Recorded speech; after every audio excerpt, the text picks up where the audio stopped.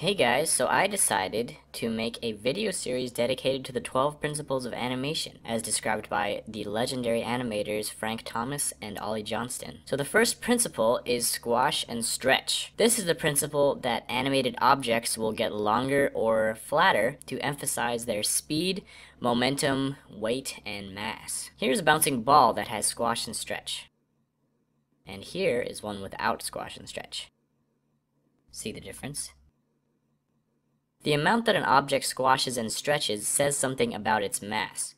The more squash and stretch, the softer the object. The less squash and stretch, the stiffer the object. This first one looks like a water balloon, and the second one probably would be a bowling ball. Squash and stretch applies to characters too. Look at how this figure is stretching from the speed that he's coming down with, and then he squashes after he lands, before settling in his pose. You can also use squash and stretch to exaggerate facial expressions. Let's add some squash and stretch to this face. When his eyes are closed, his face is squashed, and when he opens his eyes in disbelief, his face stretches up and settles back to normal. It's very important to keep the volume of the object consistent. This is what a lot of people mess up with when they're first trying to do squash and stretch. They'll elongate the ball like this and flatten it like this. This is what you should not do. The overall volume of the ball must be the same. So as the ball gets longer, it also gets narrower. When it gets flatter, it also gets wider. The same goes with cubes. If you're going in with one line, the other lines must go in the opposite direction. The cube should start out narrow, get flat, get narrow again, and then rest. In-betweening with cubes is easy because you can measure the line in between the two lines and then connect them to make the cube. If you master squash and stretch with cubes, the next step is to try to do it in 3D. Another important note is that the ball does not have to be stretching the entire time that it's falling. When it's just starting to fall, it should have its normal shape for the most part. And then when it's just about to hit the bottom, that's when it has the most stretch. So do not overdo squash and stretch in this sense. Alright, the second principle of animation is called anticipation. This is when a character prepares for an action to give the audience a clue as to what is happening next, as well as to make the action appear more realistic. One example is when a character is about to jump. Before leaping into the air, he has to prepare for the action by crouching down to build energy. It's like a spring that coils up before releasing. Look at this character jumping without any anticipation. It looks very unrealistic because the energy to jump comes out of nowhere. Here's another example, a punch. To add power to the punch and communicate to the viewers that he is about to punch, he reaches his arm back and then punches. By contrast, having no anticipation results in a very weak punch. You'll see this in a lot of cartoons. Before running, a character will wind up before taking off. In the previous video about squash and stretch, this face actually uses anticipation as well. Instead of immediately stretching up, the face squashes first to anticipate the stretch and give it more power. Anticipation helps communicate actions to the audience by preparing them for the next action. This can happen in many ways. If a character is about to take something out of their pocket, they make their hand very visible and up in the air before going into the pocket. Otherwise, the audience might miss it and wonder how they got that object in the first place. The most important thing is that the viewer notices the hand and the pocket, so the character cannot be performing any competing actions. Let's say that something is about to happen on the right. A character may prepare for that action by pointing their eyes and head to look in that direction, leading the viewers to also look there. It's important to make it as easy as possible for the audience to understand what's going on without having to watch it twice. But this can also be used to trick the audience too, if you lead their eyes in one direction and then surprise them by having something happen on the other side of the screen. Taking anticipation a step further, you can actually have multiple levels of anticipation. Let's go back to our punch animation, where the character winds up before punching. This animation has one level of anticipation. Now look at this one. The character is actually winding up for his wind-up by going forward, then winding up, and then before punching, he throws his other arm back to further anticipate the punch. This punch is very complex. It's actually similar to what a baseball pitcher does when he's getting ready to throw the ball. So the third principle of animation is called staging. Staging is the presentation of any idea so that it is completely and unmistakably clear. This is a very broad principle because it covers so many areas of animation. It can apply to acting, timing, camera angle and position, and setting. So when you're animating, you want to be in full control of where the audience is looking. You're essentially saying, look at this, now look at this, and now look at this. This control is achieved through staging. All of the elements of the scene work together to move the viewer's eyes around the screen. Here's an example of bad staging. The characters are competing for stage presence, so the viewer doesn't know which one to look at. The camera has a lot to do with this. It's important to know when to be close up and when to be far away. Far away is good for big actions, while close up is good for expressions. Don't have the main action be off to the side. It should be either in the center of the screen or in one of the thirds of the screen. If they're facing to the side, there should be more empty space in the direction that they're facing, unless someone's sneaking up behind them, in which case they would no longer be the main character of the shot. The main action of the scene should be very clear and simple. It can't be upstaged by other things that are going on. This takes attention away from the main point. It should also have proper timing. Let one action finish before the other person starts their action, instead of overlapping them. Sometimes you need to insert pauses if there's something on screen that needs to be processed by the viewer before moving on. Sometimes if there's any text on the screen, you should keep it on screen for as long as it takes to read it out loud 3 times. But it's not just about controlling the viewer's eyes, it's also about conveying ideas. If a character is sad, for example, you want to make sure that the viewer knows that and feels that. If someone's house is supposed to be very poor and decrepit, go over the top to make sure that they get it, and don't have any objects that detract from that purpose. Let's take this scene and give it the staging treatment. This fat guy is eating pizza. The idea that we want to convey is that he is a severe overeater. So let's set the stage more. Let's give him more pizza and put piles of pizza boxes behind him and stains on his shirt. Let's move the camera down below him to make him look bigger. And let's change his acting so that his weight actually gets in the way of his eating, so he can't even reach for the soda without falling over. Now let's make sure to time it right so he notices the soda and then reaches for it. Now the idea is very clear. Alright, so the fourth animation principle is called straight ahead and pose to pose. This term describes 2 methods used to animate drawings.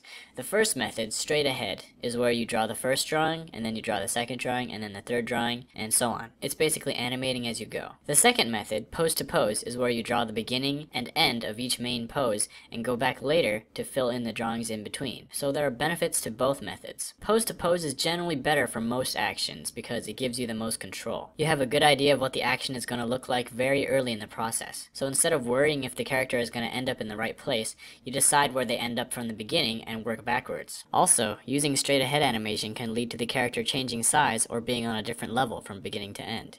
Pose to pose can save you a lot of work. If you were to animate a whole sequence straight ahead and then realize that one pose is off, you would have to change several drawings to fix that one pose. But with pose to pose, you do the main poses to see if it feels right, and you can catch problems early on. Straight ahead animation, on the other hand, is good for animation that is unpredictable. Some examples of this include fire, water particles, clouds of dust, explosions. The reason why straight ahead works well is because there are laws of physics that work at a constant rate, and it's hard to predict how it will work pose to pose. So when animating fire, for example, you just go with the flow based on what you know about fire, and let the fire kind of create itself. If we were to look at the beginning and end, we wouldn't even know how to in between it. However, you can still use pose to pose to make the general shapes, and fill it in between to make it smoother. Another example of unpredictable animation is overlapping action, which will be covered in depth in the next video. Let's say that a character has floppy ears. You could draw the figure with his ears for each pose, and just draw the in-betweens accordingly, but another method is to animate the figure using pose to pose without the ears, and then going through and adding the ears using straight ahead. This is good because you can focus on the figure's movements without the distraction of having to do his ears, and you can also focus on the physics of his ears without the distraction of his body's movement. This also applies to hair, tails, and other appendages. When you work pose to pose, there's some vocabulary that goes into it. There are main poses called keys, secondary poses called extremes, and further broken down poses called breakdowns. Make the keys first, perfect them, then decide the farthest the character will go in each direction using extremes, and then decide how you want the extremes to connect using breakdown poses. At this point, you can start in-betweening. Working with this sort of hierarchy will give you the most control, as opposed to doing your pose to pose straight ahead, so to speak.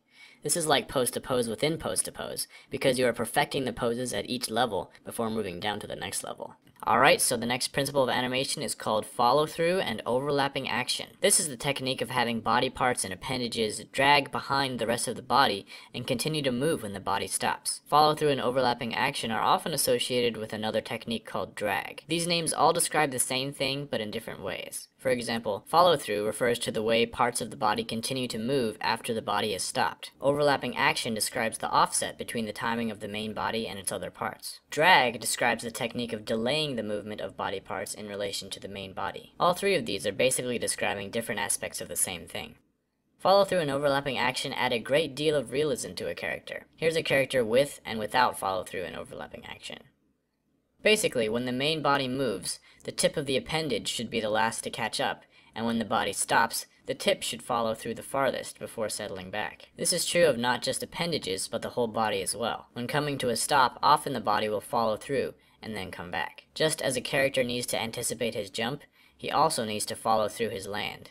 Sometimes the extra skin on a character can be treated as a separate entity with drag and follow through. Similar to squash and stretch, the amount of drag that you give something says something about its mass. The first one is like a TV antenna, while the second one is like a feather. It's usually easier to add the appendages after the animation of the main body is finished. When adding hair, for example, use the previous frame as an indicator of where the hair should be stretched towards. Since it has drag, it should be dragging from where it was in the last frame. In addition, make sure to let the hair follow through when the body comes to a stop. Arms are a good place to insert follow-through and overlapping action. Have the elbows lead the arm's actions. The elbow comes first, followed by the forearm, and then the hand. This is true even when walking. The forearms drag slightly behind the elbows, and the hands drag slightly behind the forearms. Overlapping action helps to break up an animation to make it more interesting. If we offset the movement of the arms and legs, the animation appears more graceful. If a character is standing up from the ground, we could offset the top half from the bottom half to make it look less easy and more realistic. Alright, so the next principle is called slow in and slow out. This principle refers to the way pretty much all movement starts slowly, builds speed, and finishes slowly. This is one of the most important principles to achieving lifelike motion. Without slow in and slow out, things feel mechanical. That's because robots are one of the only things that actually move their parts at a constant speed. To use this principle in 2D animation, you take your extreme poses, draw a single in-between, and then draw in between those, then only in between the drawings closest to the extremes until you're satisfied with the amount of slow in and slow out. With 3D animation and motion graphics, adding slow in and slow out is a matter of changing the motion curves from linear to spline by adjusting the Bezier handles. As time progresses, the object starts slow, gets fast, and ends slowly. Use it wisely. For example, you wouldn't add a slow out to a bouncing ball as it's colliding with the ground, but you would add it as it's bouncing back up. You wouldn't add it to a bullet coming out of a gun, but you would add it as the gun comes up due to whiplash. Using this principle can allow you to only have to draw one in-between if the motion is quick enough. Draw one in-between and then add another frame on either end with the drawing slightly skewed in the correct direction, and then it's done. Sometimes you don't even have to add the one in-between. This kind of motion can be achieved in 3D with very extreme curves. Many people starting out with animation get impatient and draw the next frame very far away from the beginning. It's very unrealistic for a character to go from completely still to super fast, so adding a few drawings to ease into it will fix the problem. A good way to fix a choppy animation is to analyze the space between the drawings. They should be evenly spaced, with drawings closer together at the beginning of the action and at the end of the action, and drawings farther apart in the middle. Alright, the 7th principle of animation is called arcs. So very few organisms are capable of movements that have a mechanical in and out or up and down precision. Most living creatures will move in a circular path, otherwise known as an arc. So let's say that we were given these key poses and were told to fill in the poses in between. Simply taking the midway point between the poses will not work, because this looks way too mechanical. The ball needs to follow an arc. Of course, we also need to consider the slow in and out caused by gravity. When doing this in 3D and motion graphics, we can achieve this effect by keeping the movement in the x-axis constant, but giving the movement in the y-axis a slow in and slow out. This will give the ball its arc. Now let's look at this head turn. Right now it looks pretty dull and straight, but if we add an arc to it, it gives it a little bit more character. Forgetting about arcs can lead to some obvious mistakes. For example, we may in-between this movement by calculating the midpoint like this and cause the shape of the object to shrink. If we were to draw a simple arc as reference, then this movement would be a lot easier and more realistic. Arcs can be added to almost any figure movement. This guy is landing on the ground. Let's have his body settle in an arc. This guy is reacting with shock. Let's have his body and arms follow an arc. This guy is taking a step. Have his body move down and up in an arc before he even takes his next step. This guy is kicking. Have his leg and body follow through in an arc. When movements are very fast, you can add arcs in the form of a smear. Take the beginning and end pose and draw an arc in between and fill it in the same color as the object, maybe slightly transparent or fragmented towards the end of the action. Okay, the next principle is called secondary action. This principle is often associated with overlapping action, although according to Frank and Ollie, it means something very different. Secondary action describes gestures that support the main action to add more dimension to the character animation. For example, a character may be walking angrily. The primary action is the legs, and the secondary action is everything else. The arms swinging, the head bobbing, and the facial movements. Let's say a character is about to knock on a door. The secondary action of the other hand will communicate what kind of door knocking this is. If it's a fist, it makes him look angry. If it's dainty, it gives him a graceful, happy vibe. If it's tucked close while the head looks back and forth before knocking, it communicates that he doesn't want to be discovered. This guy is picking up a box. We can give him more personality by having him rub his hands together and twiddle them in the air while getting ready to pick it up. It's important not to let the secondary action dominate the primary action. If a figure has a sad expression that should be seen, and we are adding a secondary action of wiping away a tear, the hand shouldn't cover the face. On the other hand, don't let it go unnoticed. People might not even notice that there's a tear there unless you give it its own time. This is why the principle of staging is very important in secondary action.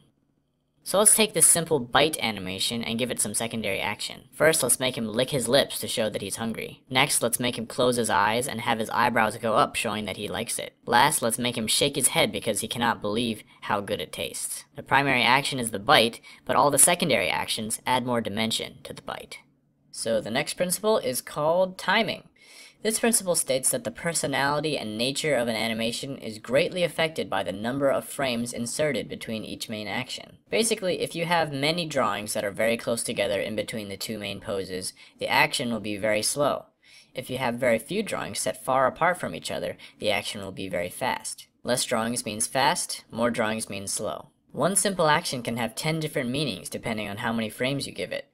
This man is leaning from one shoulder to the other. With no in-betweens, it looks like his head is being hit by a tremendous force, nearly snapping off his neck.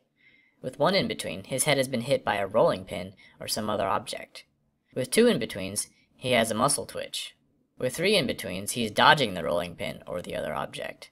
With four, he's saying, "Move it, get out of here." With five, he's more friendly, saying, "Over here, come on, hurry." With six, he sees a good-looking girl or the sports car he always wanted. With 7, he's trying to get a better look at something. With 8, he's searching for the peanut butter on the kitchen shelf. With 9, he is appraising something very thoughtfully. And with 10 in-betweens, he is stretching a sore muscle. The standard frame rate for movies is 24 frames per second. If one drawing is made for each frame, 24 drawings per second, that is called drawing on ones. If one drawing is made for every 2 frames, that's called drawing on twos, and every 3 drawings is threes, and so on. It's actually very common to draw on twos rather than ones for a few reasons. First, it cuts the amount of work in half. Second, it actually makes slow actions look smoother than if you were to draw every frame, because the precision needed to draw in between 2 very close drawings can lead to the animation looking jittery. Some would also say that drawing on twos is better for fast actions as well, because it gives a sparkle and spirit to the animation that would otherwise be too evenly timed and less lively if it were drawn on ones. But drawing on ones is necessary when there's a very fast action that needs to be read, often a scramble or a flurry of activity. And it's also everyone's choice how many drawings to put in between poses.